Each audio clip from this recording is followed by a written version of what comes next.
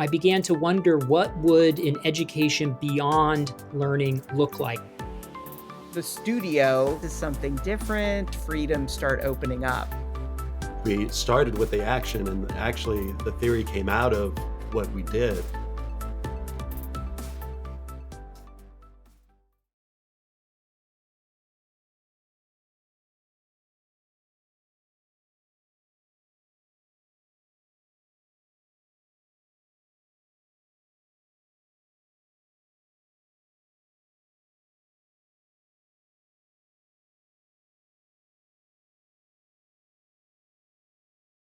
Hello, my name is Peter Hyland, and I am a co-author of Studious Drift, Movements and Protocols for a Post-Digital Education, as well as director of the Onstead Institute for Education in the Visual Arts and Design at the University of North Texas.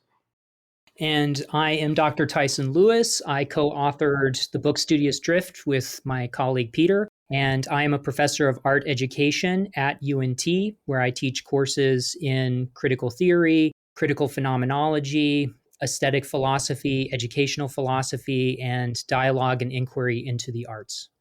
And hi, I'm James Thurman, a friend and colleague of Tyson and Peters at the University of North Texas in the College of Visual Arts and Design. I'm a studio artist and a faculty member in the metalsmithing and jewelry area, but I've worked with both Peter and Tyson on a variety of different projects, some of which mentioned in the book.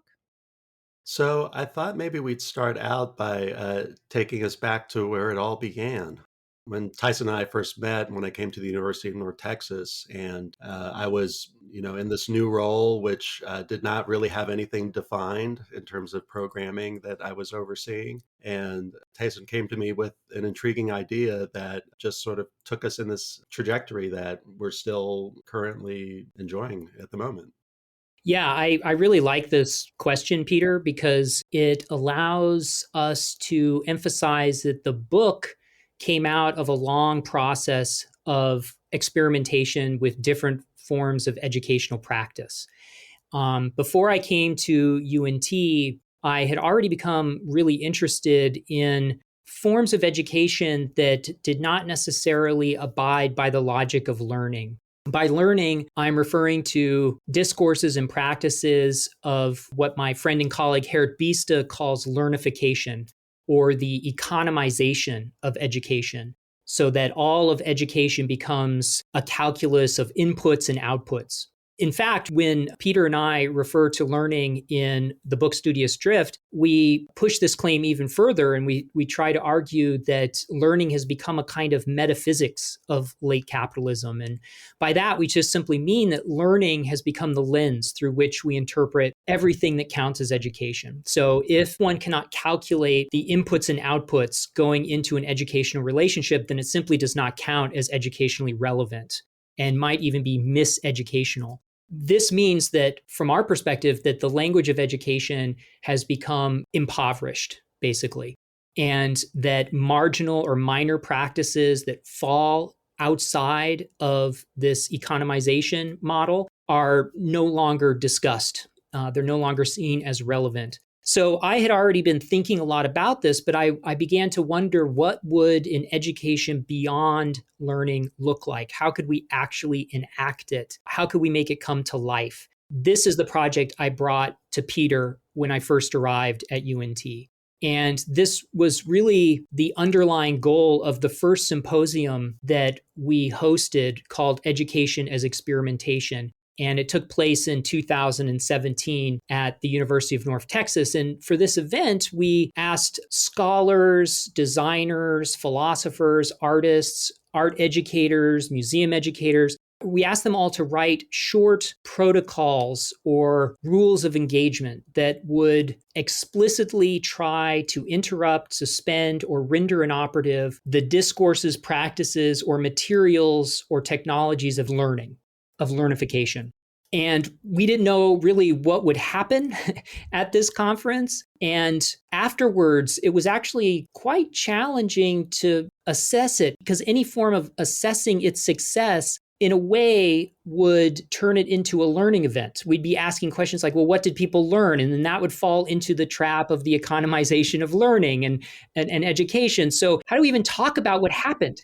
And the people at the event also didn't seem to really have a language for what happened. In fact, on the final day, somebody in the audience raised their hand and said, well, I don't know what actually happened here, but something happened. And that really seemed to be pretty accurate. And so since that initial experiment, Peter and I have been wrestling with a way to frame the fundamental problems or questions that came out of that first event. And that sort of led us to the second iteration of the event, which we called Studio D. That happened the spring that COVID hit, so the spring semester of 2020.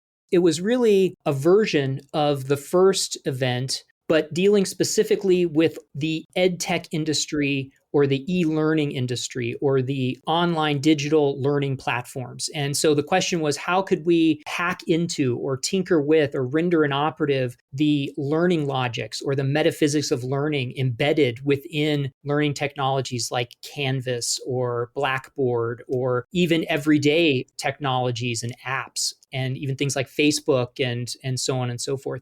So this was a specifically technologically oriented version of the first event. And that is ultimately what led to the book Studious Drift. That was sort of the springboard for our writing.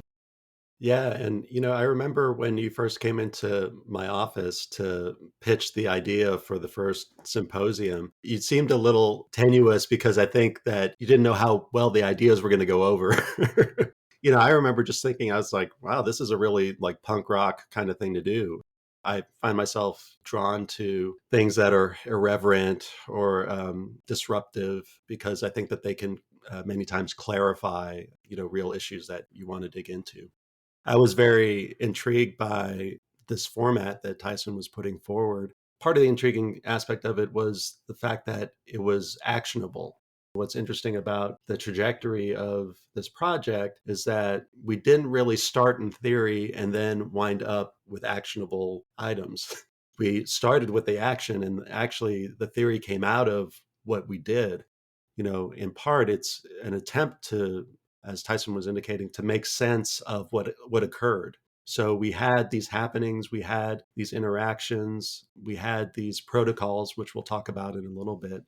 All this stuff occurred, but we didn't really yet have a language in place to unpack it and delineate it for ourselves yet. And so the book really, in part, is the culmination of us thinking through what has happened to us in these instances of sort of action research.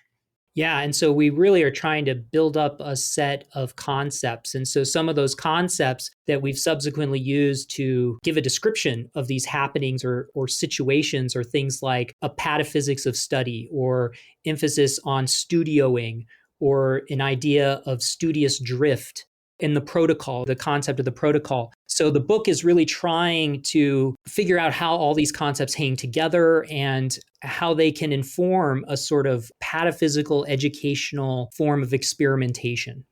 Well, maybe let's talk a little bit about what we mean when we say protocol.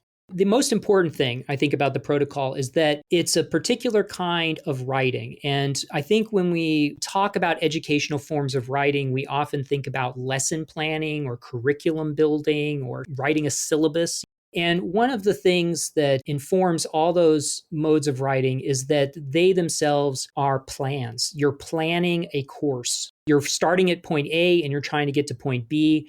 And in that sense, they embody a kind of implicit or explicit logic of learning, where you want your students to acquire this set of skills or this knowledge base and to progress. And then you want to evaluate or assess their progress. And so the protocol was really an attempt to suspend or render inoperative that form of writing and the learning logic embedded in those forms of writing. And really to create a form of writing that isn't about planning and isn't about assessing, but is still educational, still has something educational about it.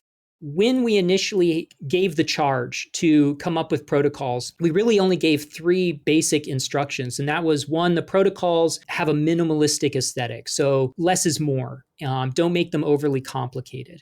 Secondly, the protocols should be able to be enacted by the largest possible audience. They should be as inclusive and as public as possible. They should be a set of rules that should be able to be held in common, whether or not you're, for instance, in a university. And thirdly, they should be genuinely experimental. And this is the most important charge for protocol writing. And by experimental, we mean they should be an open procedure and they should balance sort of form and chance. So they should be a set of constraints that release possibilities, unforeseen potentialities. James and I have written protocols together, and I'm just wondering, James, if you could speak to your experience of working on these, because I know speaking to other participants, they often found this to be extremely challenging to write these things. Yeah, and I mean, I've obviously been thinking a lot about those early experiences of going to that first gathering and calling on my background as a teacher and educator for years. And it was wonderful to sort of have that subverted and inverted and to not necessarily be in control of things, not necessarily know what the specific goals or outcomes would be.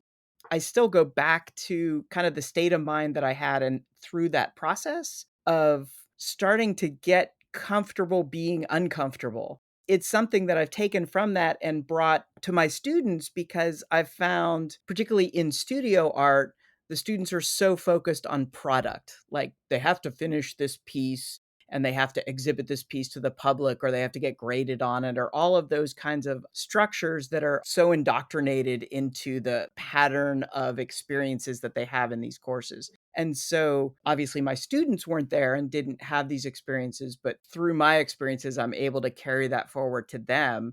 It's going to be interesting to kind of implement this coming fall where we've opened up this new one-on-one interdisciplinary kind of research topic. And students that don't have any training in metalsmithing and jewelry are going to be coming into the metalsmithing and jewelry area through my guidance just to make sure that they're working safely, just kind of experiment. And I've had initial meetings and planning that out. And the students are both excited. And I think the ones that don't know me as well are maybe a little suspicious that it's like, well, I can just play and experiment. I said, as long as you're pushing, as long as you're doing things, then you're succeeding. And we'll talk about what that whole process is. And so I'm kind of challenging those ideas specific within my field of being so product focused of I have to make this thing and now I've made this thing and now I can do all the stuff with it as far as the exhibiting and the grading and all of those things. And trying to take even some aspects that are maybe more common and accepted in the performing arts of the idea of like practice. You just practice and you develop skills, but there's no end to that. And really just trying to communicate the value of process and remind myself of that too, of trying to carve out time for myself in the studio to play, to experiment, to not have that focus that has been, I'm sort of subject to it as well as our students are, as far as having deliverables and things that can be professionally evaluated for promotion and all that kind of things. Yeah, I think that what's really at stake there is rehabilitating the idea of the studio, a space that's fundamentally different from a classroom and opens up educational possibilities beyond the metaphysics of learning, opens up the possibility of what we call like the pataphysics of study. We want to emphasize the resources that the arts bring to the table in terms of the alternative space and times of education beyond learning. There's like basically 3 points we try to make about studios. One is that studios are space-time machines for deactivating power relationships potentially, or as Michel Foucault might say, they're experimental zones in which power is put into play in new ways. And secondly, they are adisciplinary. Studios historically existed before the division of knowledge into the disciplines, and we think that this is fertile ground for thinking the space and time for like interdisciplinary studies today, or adisciplinary studies that aren't bound by disciplinary divisions that we find in the academy. And then thirdly, studios are paradoxical locations. If you look at the literature on studios and you look at actual historical examples of studios, they sort of blur the difference between public and private, inside, outside, nature, culture. There are places where things that come into the studio are sort of opened up for new potential uses, new strange experimentations that aren't necessarily meant to be sold on a market or exhibited or distributed in some way or even taught to others. Rather, they open up new possibilities for what counts as knowledge or what counts as an artwork. Coming to these realizations, think back to my experience. I've got a background both as a visual artist and as a writer. And when I was in college, my painting studio sort of was in this open area that was right where my writing studio was. It was all one thing. I remember sort of this feeling of, well, as we say in the book, drifting, moving between these media, moving between these thinkers, these ideas, and sort of knowing that space was singular in some way, but not really having the language to indicate how. One of the things I appreciate about the work that we've been doing is giving a vocabulary to that experience, experience of, as sort of James was indicating earlier, awkwardness in a certain way, which we feel is a generative thing. Awkwardness reveals things, and usually things that are pretty fundamental and therefore uncomfortable, which is why we don't like being awkward, because something is askew in a way and is disruptive in a way that is going to complicate our notion of self, complicate our notion of the world. What I've appreciated about the work that we've undertaken is that it's sort of explicitly, that's kind of like all we want to do is get to that, as you were saying with Foucault, generate these zones, these liminal spaces in which becomings of certain kinds can happen and have free reign and be let loose without any preconceived notions of what they're supposed to be doing. Yeah, and I think the protocol is a technology that enables us to do that. Like sometimes to get outside of yourself, you have to use techniques. If you sort of write down a protocol or a set of rules for yourself, this can almost open the self up to possibilities that the self might otherwise find too awkward to engage with. But the rules sort of give you an excuse to test things out. The constraints do not limit the freedom of the studio, but actually are the fulcrum of the freedom that you find in a studio. They make moves possible. They sort of introduce weird, uncanny swerves into one's practice, for instance. If we have in education safe spaces and brave spaces, I think Peter and I are trying to argue for awkward spaces as educationally generative, and that the studio is a space that embraces awkwardness and generates it. Awkwardness, simply put, is living a life of risk taking where the norms are suspended, where you don't have the social rules guiding you. You don't have the safeguard of knowing what's expected. It's hard to get yourself into a space of being comfortable with uncomfortability, of engaging in unprofessional activities or unproductive activities or unpractical practices, right? Or impractical practices. So that's sort of one of the struggles, I think, of the studio is how to open those spaces up and then sustain them. We talk about it in the book as being an existential risk. Part of the things that are put at risk are your notion of your identity, your notion of authenticity. All of these things are meant to be taken apart in these zones that are created. It is a very sort of visceral thing. Your sort of mode of thinking is on the line. So getting to that risk is, I think, a fundamental thing that we want to try to achieve. And the protocols are, in some ways, handrails to get us there. I think it's so interesting. And James, I have to make this comment about where you are right now. I think it actually describes very well the space of a studio.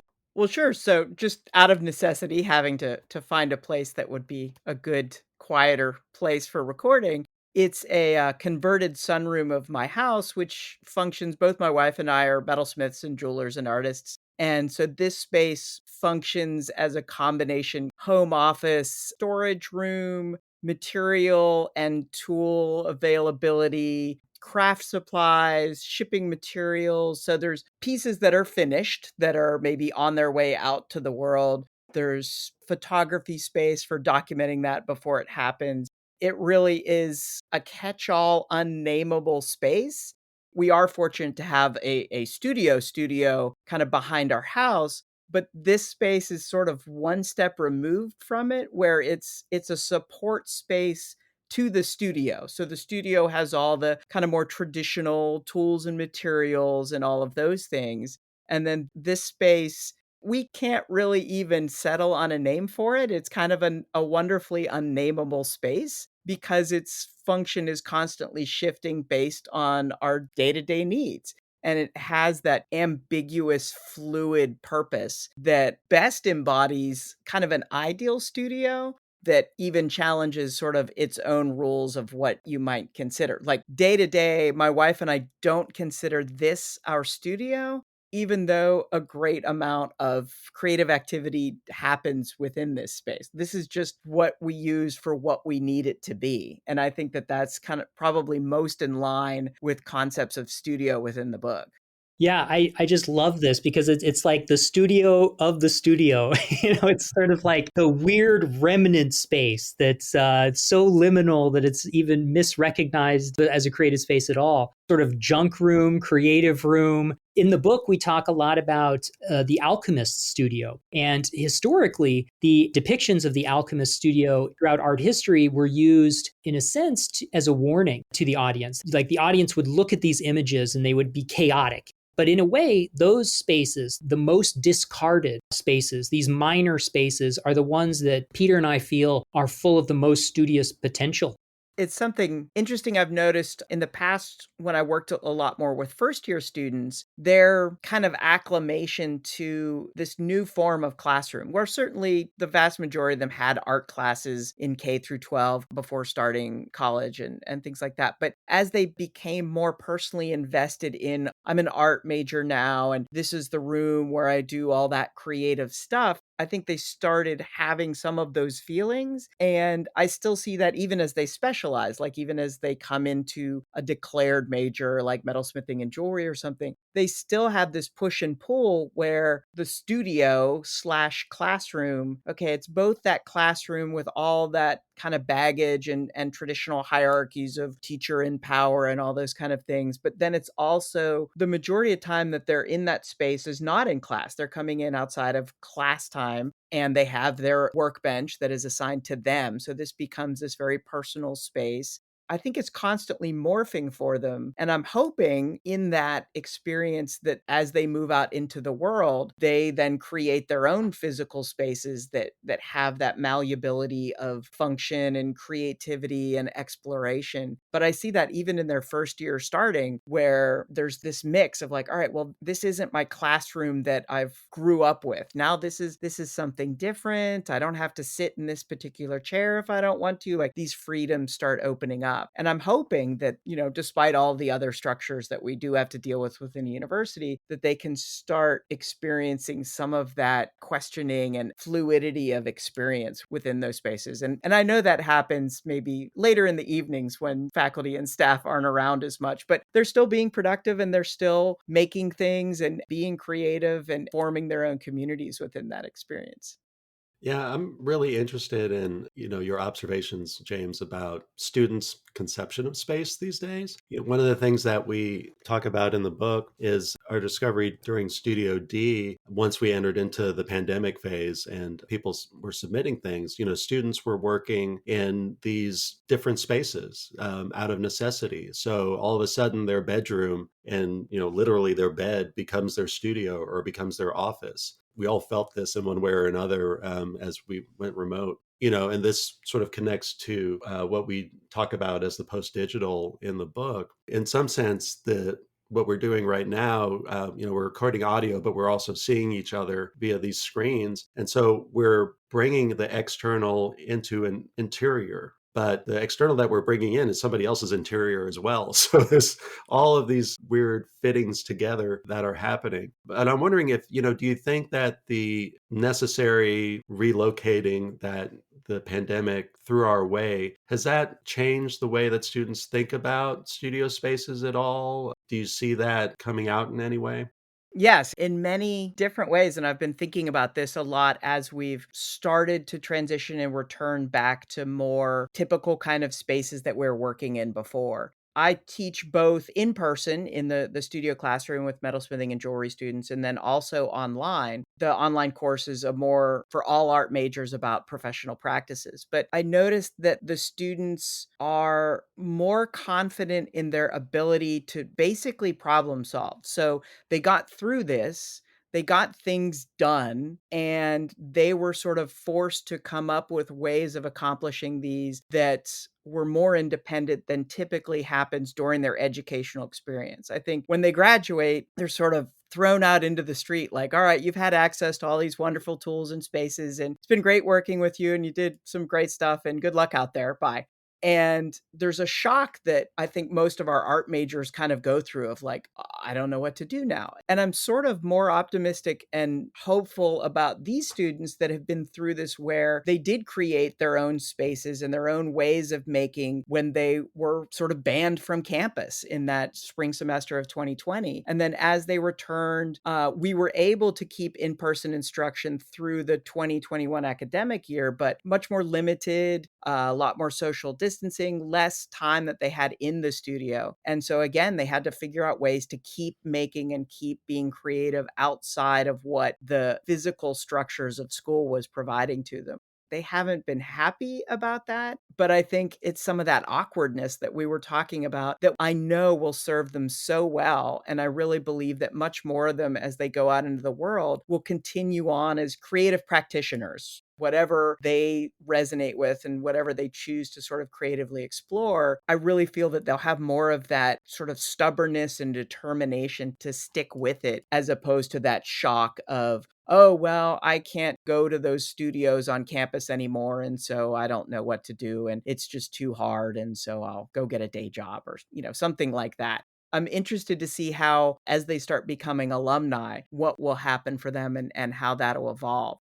Well, I think this actually, you were talking about challenges that COVID placed on students. And I think it's also interesting to think about it in terms of the challenges placed on teachers and professors, and not only the challenges, but the sort of opportunities. And I think that the fallback position was, we just want to use Canvas or Blackboard or some sort of online platform to recreate the learning conditions of the classroom. The really interesting question for me when I was teaching online was, how do I interrupt this? How do I use Canvas but suspend or render inoperative or neutralize the implicit educational metaphysics inscribed in the algorithm? How can I turn it into a kind of studious space, a sort of post-digital studious space? So with learning, students feel that there's a purpose. So there's a problem, they're going to surmount it. They're going to solve it. And so there's a clear purpose, and they are willfully pursuing resolution. I think that that's the quintessential sort of phenomenological experience of learning, is that sort of, there's the problem, I have the skills to cope with it, and I did it. And I can look back and assess my progress. I can feel growth. I can feel my development through that process. And I think that things like Canvas are scaffolded to support that. I think on the flip side, there's just the internet, which is, no purpose. It's like a sense of lack of purpose. This is why we all watch cat videos for endless hours, or, it's just like endless streaming, or what Peter and I call browsing, right? The challenge was to avoid both of these for teachers, like not to simply replicate the learning model that's being fed to us through Canvas, and not simply letting students browse endlessly the internet and having an overwhelming sense of nihilism that often accompanies that. So the sweet spot, I think, for turning the internet or post-digital platforms into studios is a sense of purposiveness without a purpose. You don't know exactly where it's going. You don't even necessarily care, but there's an underlying sense of urgency or importance to it. Like you feel like it matters. So there's a purposiveness there. You feel like things matter, but you can't necessarily articulate why or what the outcome is going to be or what's directing it. And that's, for us, neither the sort of summiting experience of learning, nor is it the browsing experience of the internet. It is instead what we call drifting, which is a kind of purposiveness without necessarily being wedded to a specific purpose. And the challenge, I think, during COVID was, how can this experience be translated into an online environment? It's funny that you bring up subverting Canvas because something that I guess it was kind of a backhanded compliment, but I see the value in peer feedback. I mean, it's a basic tool and everything else. And so I set it up so that the students could turn in all their assignments as part of a discussion thread, which is not kind of what Canvas wants you to do. So they're posting it publicly within the course, which is a different dynamic than just turning it into the teacher. And then the students are posting feedback, and there's some guidelines about don't be a troll and all these kind of things. And so I've found that that dynamic has greatly shifted what the students do in the course. The course had to be reviewed to be approved for all that, administrative stuff. And one of the people reviewing it was sort of impressed, but they said, you're not supposed to use discussion boards this way. I said, yeah, I know. They're like, I've never seen anyone use it this way. I said, well, it makes sense for what my goals are. They just didn't know what to do with it. And I was actually really happy about that because like you're saying, the students get trained and it's I turn in the assignment here.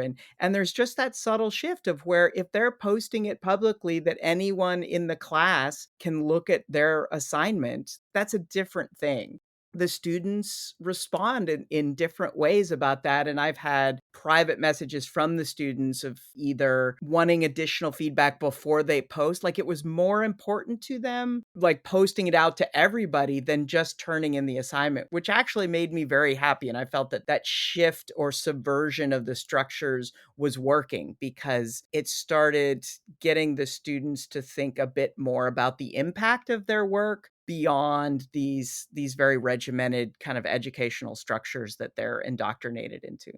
It sounds like, in a way, they made that discussion board space an exhibition space. It reminds me of part of what informs the book is Alfred Jarry's pataphysics, which means a lot of different things to a lot of different people. But one of the things that Jerry says is that it's the science of impossible solutions. It is concerned with laws governing exceptions. What's the other one, Tyson? It's interested not in generalities, but in particulars.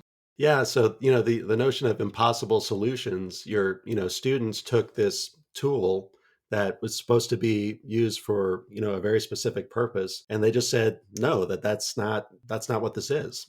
They made it into what they needed it to be. That seems to me very much in the spirit of a pataphysical approach. Again, an irreverence for received forms, for received truths and received knowledge. Not because you want to negate them, but because you want to open them to different understandings. You want to open them to different ways of making things become in the broadest sense. Yeah, I think that's really well stated, Peter. The features of pataphysics, they're hard enough to understand on their own, but I think it's interesting just to think through how are they educationally relevant? This emphasis on particulars, exceptions, and impossible solutions. And I think that all of these features of pataphysics move us in a place beyond the metaphysics of learning. So for instance, learning you could think of as sort of standardization and generalization of predictable patterns. And the students fall into these patterns. Like they were predicting that Canvas would be used in a very particular way in James's course, and they were thrown off when it wasn't used in the quote unquote appropriate way. And so learning is all about, it's like a science of generalizability. And I think also the laws, the sort of metaphysical laws of learning reject exceptions. If you're exceptional, you drop out or you become invisible or you don't fall on the bell curve, the graded bell curve. Whereas pataphysics is really interested in those extremes, in those things that fall outside of the graph of what's predictable, the anomalies, the swerves, the clinamen, as Jerry would say. Thirdly, this idea of impossible solutions is so interesting because education, we want to say, is all about solving problems. We want to say it's all about solutions, But in a certain sense, it's, Jerry's idea of impossible solutions pushes us to the very edge of our imaginations about what does a solution look like?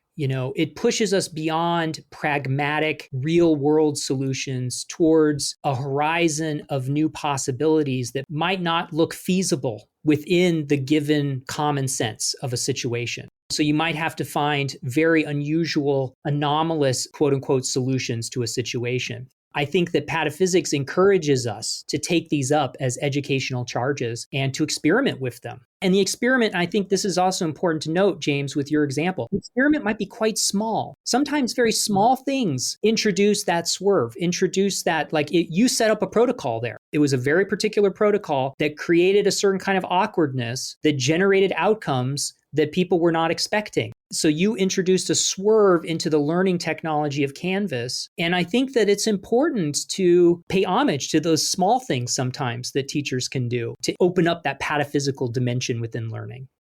As educators, we're modeling some of the behavior. I think it becomes challenging as you progress in your career where you get settled in certain ways of doing things. And like I mentioned, something that I really enjoyed was that process of how can you become comfortable being uncomfortable? If I want that for my students, I feel that I have to be living that as well. I have to be pushing myself into that zone as well.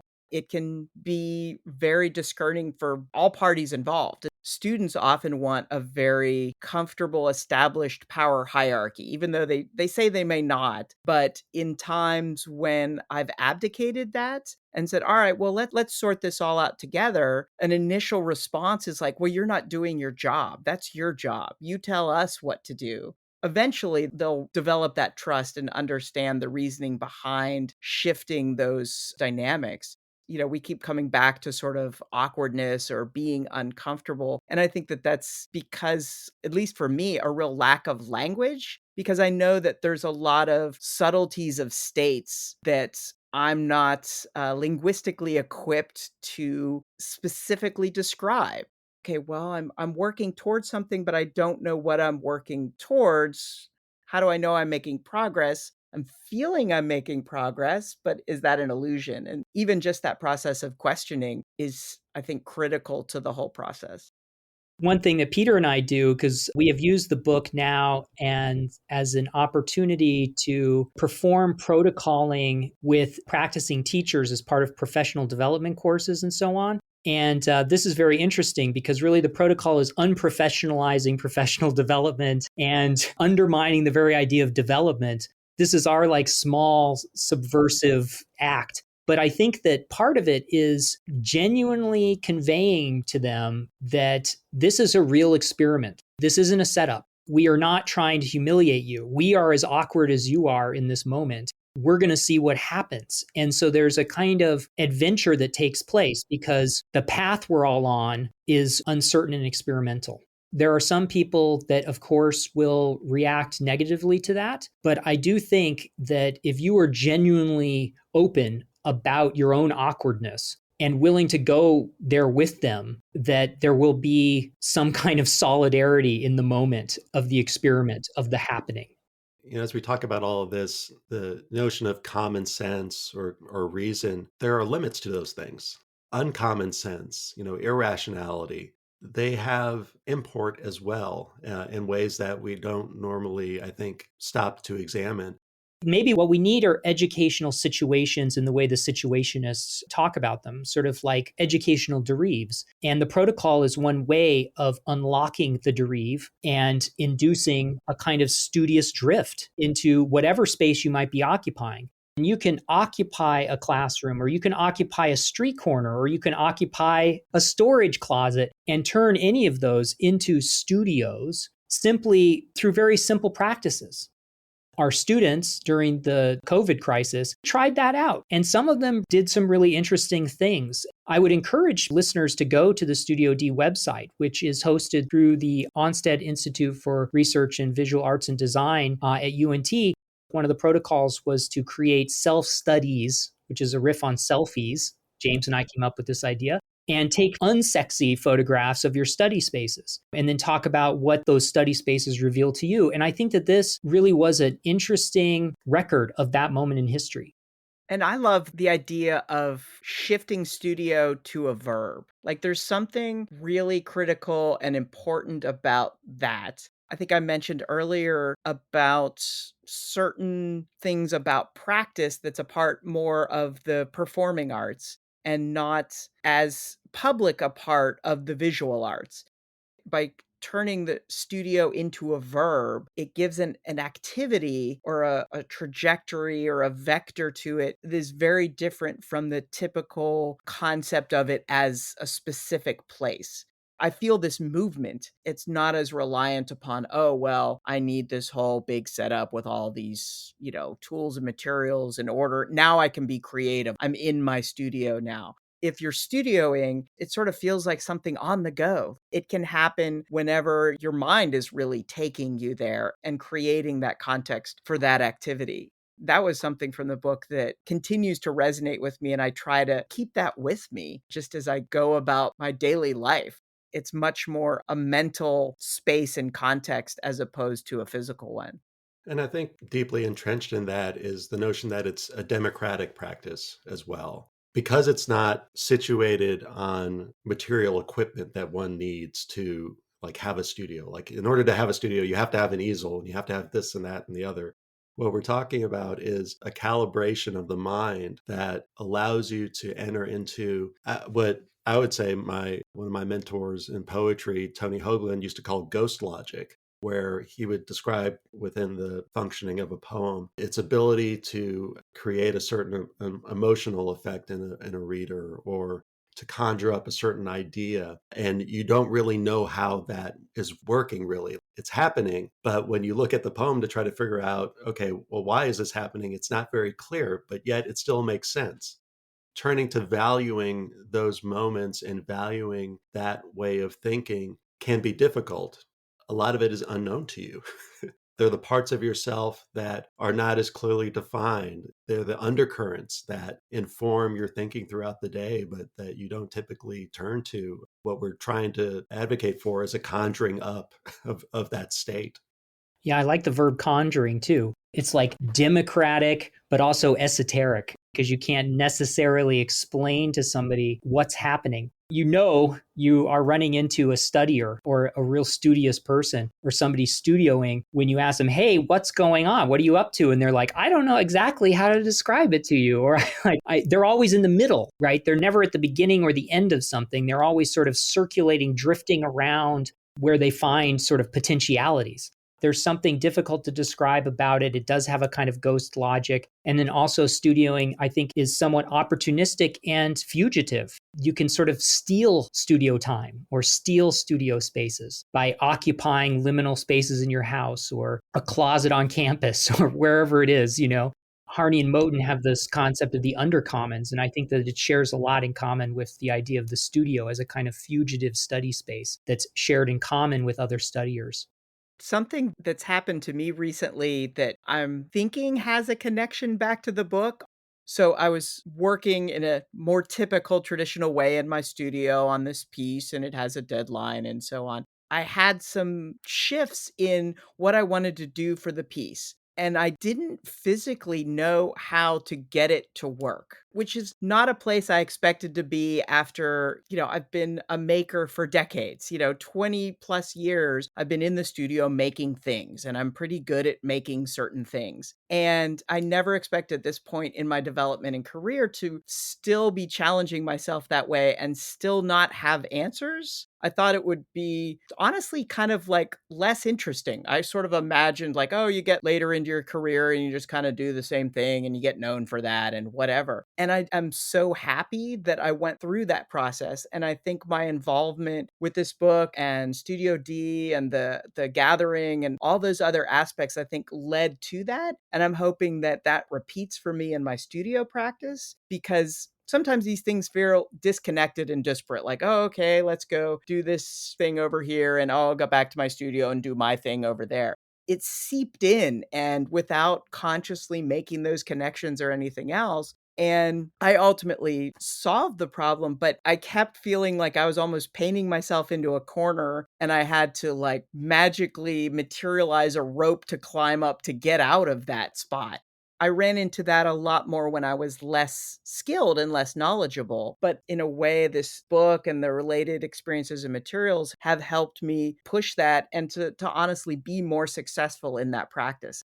Certainly want to just take this moment to thank you guys for kind of dragging me into this and having these experiences. And I feel sort of more equipped to continue on with those experiences through this. That's great. Thank you, James. I look forward to having more studious adventures with both of you in the future. Hopefully this book is just another occasion for more studioing.